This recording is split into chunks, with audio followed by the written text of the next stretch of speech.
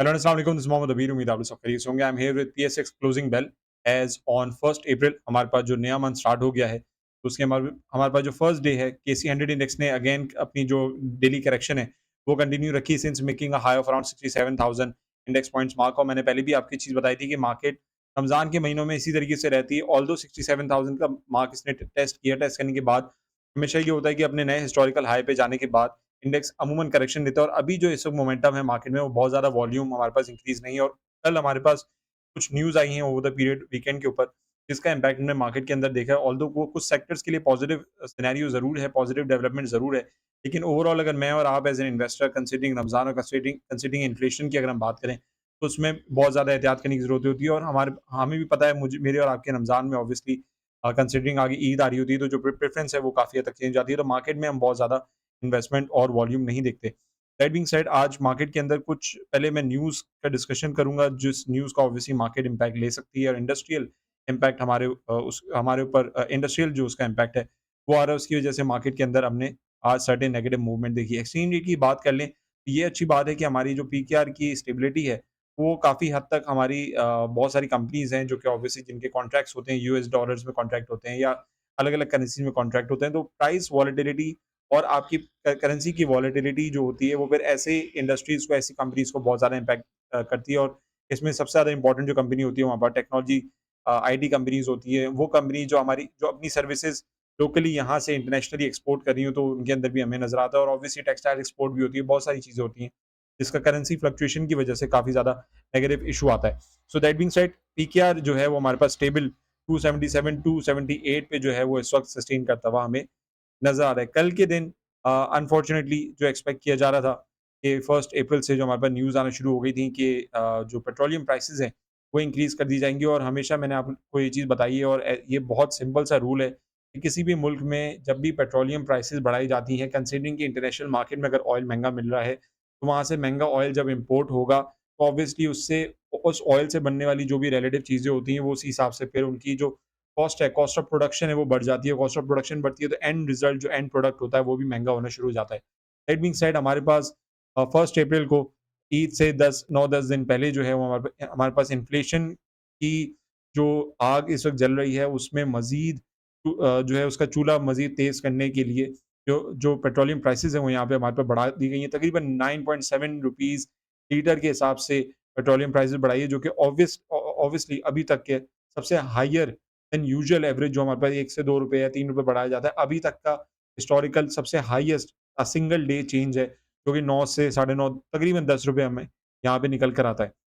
On price percentage change the quantum computes to 3%, which means कि 3% के हिसाब से इसको इंक्रीज़ किया गया है। लेकिन ये भी बहुत ज़्यादा मैसिव इंक्रीज़ है। Given the petrol price base has expanded over time. Base price जो है वो इंटरनेशनल मार्केट में अगर हम बात करें, तो क्रूड ऑयल तकरीबन $80 पे ट्रेड करता हुआ हमें नज़र आ रहा है, जिसकी वज़ह से पाकिस्तान में भी प्राइसेज़ बढ़ती हुई नज़र आ रही है। और खुदा ना खास्ता इंटरनेशनल मार्केट में अगर 90-100 पे क्रूड ऑयल चला जाता है, तो पाकिस्तान में फिर पेट्रोल प्राइसेज़ ₹300 से ऊपर तजावुज़ कर जाएँगी, which is again directly relation to the inflation in the country.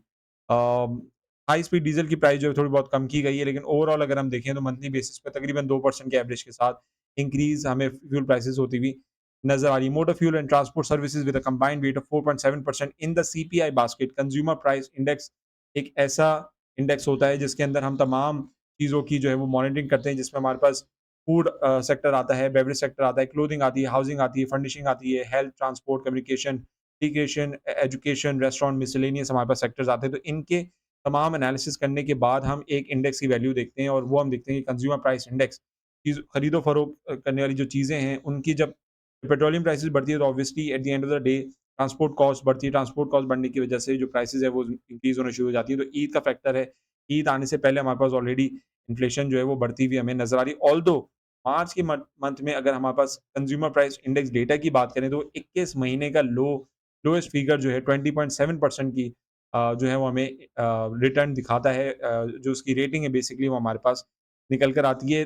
Last 20% की जो हमारे पास इन्फ्लेशन की परसेंट निकल कर आई थी, वो मई से लेके जून की अगर हम बात करें, तो 13 तकरीबन 14% 14% एंड 21.3% जो हमारे पास इन्फ्लेशन नंबर से 2022 की बेसिकली बात हो रही है। उसके बाद हमने देखा है कि सर्टेन इकोनॉमिक और पॉलिटिकल चेंजेस हमारे मुल्क के अंदर निकल कर आई। So that being said again inflation बहुत ज़्यादा हाई है। मार्च के मंथ में इन्फ्लेशन 20% ज़रूर आई है, लेकिन अप्रैल के मंथ में जो अब ये स्टार्ट हो गया तो इन्फ्लेशन के नंबर्स बढ़ जाएँगे और प्रोडक्ट्स जो मैं और आप जो चीज़ें खरीदते हैं, वे ऑफ लिविंग है वो भी यूटिलाइज़ेशन है, वो भी बढ़ता हुआ हमें नज़र आ रहा है। मार्च 2022 की अगर हम बात करें, अगेन इन सब चीज़ों का इम्पैक्ट हमारी स्टॉक मार्केट पे भी आता है, बिकॉज़ अगेन इंडस्ट्रियल ग्रोथ भी जो है वो हैम्पर्ड होती है, इंडस्ट्रियल ग्रोथ भी थोड़ी-सी डैमेज होती है, उसकी वजह से हम देख सकते हैं कि हमारी मार्केट के अंदर सेलिंग थोड़ी बहुत हमें नज़र आई। पेट्रोलियम प्राइसेज़ की बात कर लें, 2022 में तकरीबन ₹150 से लेके ₹144 का पेट्रोल था, आज तकरीबन 290 282 का पेट्रोल हमें नज़र आता है। गैस चार्जेज़ की बात कर लें तो रुपीज़ 142 रुपीज़ 3 एमएमबीटीयू जो यूनिट्स हैं इस्तेमाल करने पे ₹142 का गैस फी यूनिट चार्ज था, आज तकरीबन 1900 तकरीबन 2000 पे जाता हुआ हमें 3.37 एमएमबीटीयू हमें नज़र आता है। एलपीजी की बात कर लें तो तकरीबन 11 तकरीबन 12 केजी का जो सिलेंडर जो तकरीबन ₹2500 का आता था, तकरीबन ₹3500 का हमारे पास निकल कर आ रहा है। जो हमारे पास नेपरा की बेस इलेक्ट्रिसिटी टैरिफ था, वो ₹15.5 हमारे पास नज़र आता था, तकरीबन 300-400 यूनिट। मेरे घर का बिल अगर 150 यूनिट मैक्सिमम भी अगर 100 यूनिट आ जाता है, जो कि इतना नहीं आता ऑब्वियसली यूसेज बहुत कम है और भी जो है वो अ, एक तरीके से कंट्रोल रखा गया है इलेक्ट्रिसिटी यूसेज पे। हम नेपरा की यूसेज देख सकते हैं कि तकरीबन ₹15 का यूनिट था, आज तकरीबन ₹32 का यूनिट है, 300-400 यूनिट अगर आप इस्तेमाल करते हैं। तो ना यूरिया की बात कर लें तो ₹2000 का 50 किलोग्राम का हमारे पास सोना यूरिया का बैग आता रहा, तकरीबन ₹5000 का बैच आता है और बाकी भी अगर हम बात कर लें तो 2022 से 2024 की अगर हम बात करें तो बहुत ज़्यादा इकोनॉमिक का जो कबाड़ा है बेसिकली वो हमें होता हुआ नज़र आ रहा है, which is again as an economist it concerns me, as an investor it concerns me, as a resident, as a Pakistani it concerns me because it shows कि जो पॉलिटिकल चेंजेस हैं, जो एक तरीके से पॉलिसीज़ हैं, गवर्नमेंट पॉलिसीज़ हैं, वो कामयाब नहीं रही इन्फ्लेशन को कंट्रोल डाउन करने में। इसका सबसे ज़्यादा मेन इम्पैक्ट आता है the poor and the poorly paid की अगर हम बात करें, पाकिस्तान का जो जीडीपी पर कैपिटा इनकम है, जो हमारी सालाना बेसिस पे कमाई का जो परसेंटेज है, वो नहीं इतनी बढ़ती जितनी इन्फ्लेशन हर साल, हर महीने के हिसाब से, हर क्वार्टरली बेसिस पे, हार्फली बेसिस पे बढ़ती हुई हमें नज़र आती है। एट अराउंड $180 और around rupees 50,000 a month and average salary is barely enough to meet a living wage. एक नॉर्मल ज़िंदगी गुज़ारने के लिए ₹50,000 भी आजकल कम पड़ते हैं। ऑब्वियसली जो मंथली रिटर्न्स तो बेसिक सैलरी हमारी यहाँ कोटा रखा गया है, 50,000 का रखा गया है। तो एवरेज सैलरी भी जो है वो भी इतनी कामयाब नहीं होती कि वो महीने भर के खर्चे निकाल ले। दैट बीइंग सेड हमारे मुल्क के अंदर जो इन्फ्लेशन इश्यूज़ हैं वो और मज़ीद बढ़ते हुए हमें नज़र आते हैं। Inflation and recurrent economic crisis have इम इम impoverished the middle income groups and pushed many below the poverty line. Again middle class को पॉवर्टी लाइन के बिलो जाते हुए हमें नज़र आ रहा है और ये अगेन इट इंडिकेट्स कि पाकिस्तान में जो है अभी भी इकोनॉमिक हालात अच्छे नहीं हैं। तो इसकी वजह से ये कुछ चीज़ें हैं जिसका इम्पैक्ट हमारी मार्केट अमूमन लेती है और इकोनॉमिक डेटा जब अच्छा होना शुरू हो जाता है, मुल्क की पॉलिसी अच्छी होनी शुरू हो जाती हैं, इकोनॉमिक एक्टिविटी अच्छी होनी शुरू हो जाती है, तो हमारी स्टॉक मार्केट भी ग्रो करती है।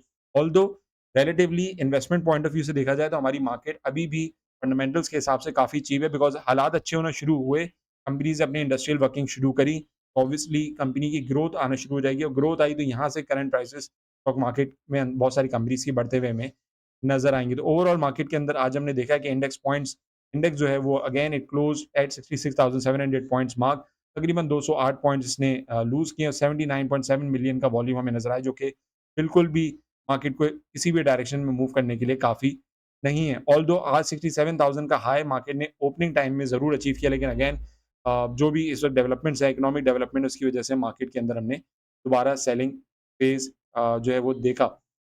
टेक्निकल पे बात कर लें 67,341 का हाई बनाने के बाद मैंने आपको अपनी वीडियोज़ में प्रीवियस वीडियो में भी इंडिकेशन दी थी कि market should come down to test 66,100 66,200 का जो ये सपोर्ट लेवल है, इसको टेस्ट करना आना चाहिए मार्केट को and the market is heading towards the retest of 66,100 and 200 support level mark. वहाँ से हम देखेंगे कि मार्केट को क्या मूवमेंट आने वाले दिनों में मिलती है। लेकिन ओवरऑल जो है सो मार्केट का जो ट्रेंड है वो बहुत ज़्यादा बुलिश मैं नहीं कहूँगा। रिलेटिवली मार्केट अगर हम वैसे देखें फंडामेंटल्स के हिसाब से तो वो काफ़ी चीप हमें नज़र आती है। That being said this was the analysis as of today PSX closing bell on 1st April. आगे देखते हैं कि हिसाब-किताब क्या रहते हैं मार्केट के। लेकिन ओवरऑल जो है वो मार्केट अभी before obviously in the last week of Ramzan जो लास्ट अशर चल रहा है उसमें तकरीबन इसी तरीके की मूवमेंट एक्सपेक्टेशन की जा रही है। मिलते हैं इंशाल्लाह अपनी रेगुलर वीडियोज़ के साथ अपनी फीडबैक भी ज़रूर बताइएगा कमेंट सेक्शन में। Until next time this is Mohammad Abeer signing off take care. अल्लाह हाफ़िज़।